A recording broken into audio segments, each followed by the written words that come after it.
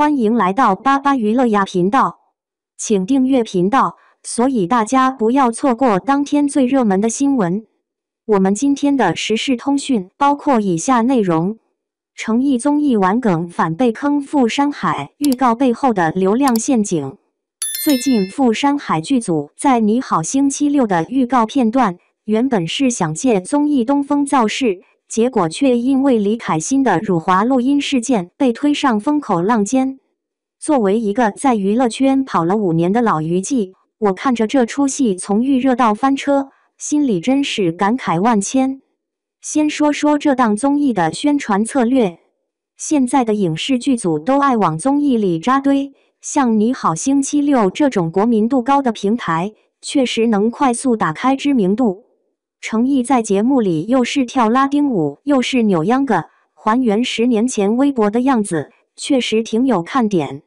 我记得去年某部剧的主演在综艺里玩游戏，把角色台词改成搞笑版，结果第2天剧集搜索量直接翻倍。这种综艺加影视的联动，说白了就是用娱乐化的方式降低观众的观看门槛。一刀999集，带你重温经典，热血再现。不过这次富山海的操作有点弄巧成拙。原本预告里诚意的喜剧效果挺吸睛的，结果李凯欣的负面新闻一发酵，芒果台赶紧删除相关内容，评论区也关了。这让我想起之前某部剧，主演在综艺里表现得特别圈粉，结果剧还没播就爆出恋情，直接把热度反噬了。娱乐圈的宣传真是步步惊心，一个环节出问题，整个计划都得崩盘。从行业角度来看，剧综联动已经成了标配。像莲花楼就是靠诚意在综艺里的端水大师人设，成功吸引了不少观众。但这种模式也有风险，一旦演员出问题，综艺的热度反而会放大负面效应。就拿李凯欣来说，他的戏份原本占比挺高，现在剧组要么 AI 换脸，要么重拍，成本肯定不少。这也暴露了影视行业重流量轻品德的弊端，选角的时候只看数据，不看人品，最后倒霉的还是制作方和观众。加拿大移民条件2025年新归宿栏。话说回来，观众对这种宣传方式其实挺矛盾的。一方面，大家喜欢看演员在综艺里展现真实的一面，另一方面又担心过度娱乐化会影响剧集的质量。就像富山海，原本宣传的是诚意的一人分饰3角，结果观众现在更关注李凯欣的戏份怎么处理。这种注意力的转移，对剧组来说可不是什么好事。再聊聊诚意，他这次在综艺里的表现确实挺拼的，又是扭屁股又是嘟嘟嘴，完全不顾形象。这种反差感其实挺圈粉的，毕竟现在观众看多了端着的明星，更喜欢真实接地气的艺人。不过，作为一个1线演员，诚意也得小心，别让综艺形象掩盖了他的演技。我记得他在《琉璃》里的哭戏特别打动人，要是因为综艺里的搞笑片段被定型，那就得不偿失了。指南版炒股软件下载2025，电脑版免费下载。从事件本身来看，李凯欣的辱华录音事件其实反映了娱乐圈的一个深层问题：外籍艺人的管理。现在越来越多的外籍艺人来内地发展，他们在享受高片酬的同时，却缺乏对中国文化的尊重。像李凯欣之前用 Lunar New Year 替代 Chinese New Year， 就已经让不少网友不满，这次的录音更是彻底激怒了大众。官媒的态度很明确，触碰民族尊严底线，绝不容忍。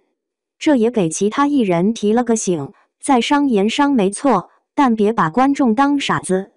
诚意的路人缘好到离谱，参加综艺收视率飙升卫视第1。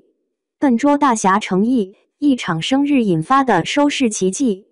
塑料袋在半空中划出诡异的弧线，啪地砸在诚意额头上。5月20日，你好星期六录制现场，这位以武打戏见长的演员正手忙脚乱地完成节目组设计的唐门暗器挑战，笨拙的动作惹得现场观众笑作一团。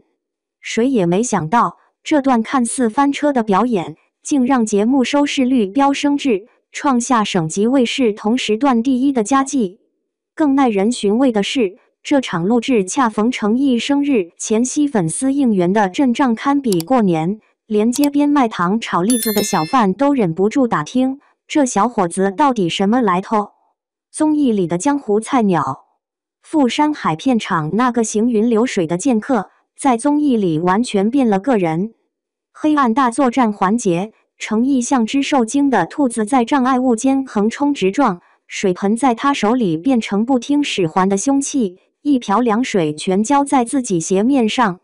监视器后的导演憋笑憋得肩膀直抖，谭木早就笑疯了，建议查查薇娅是不是还掉在他身上这身手演大侠。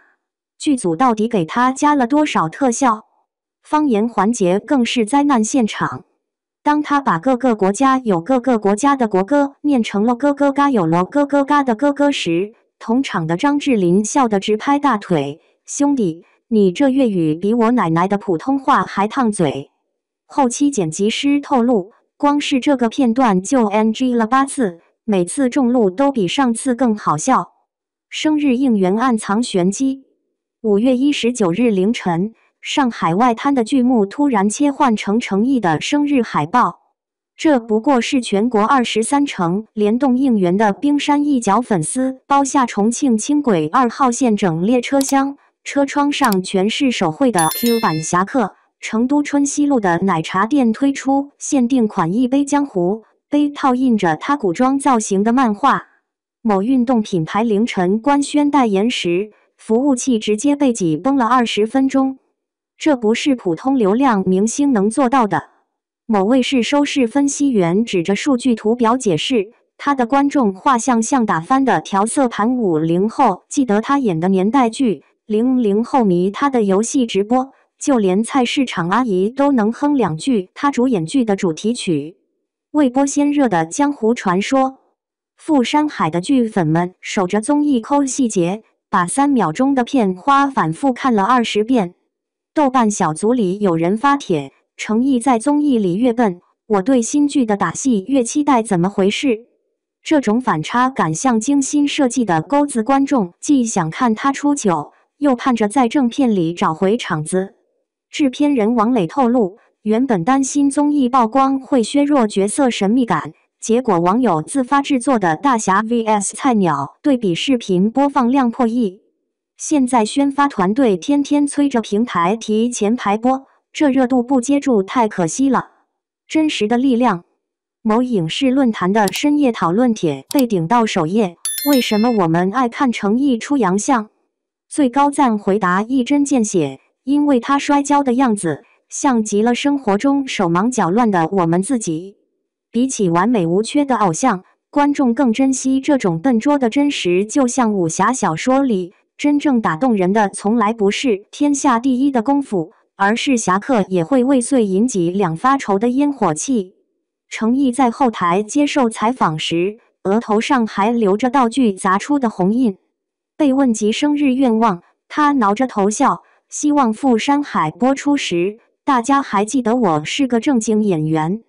这句话被粉丝做成表情包，配文：放心，你演傻子我们也买单。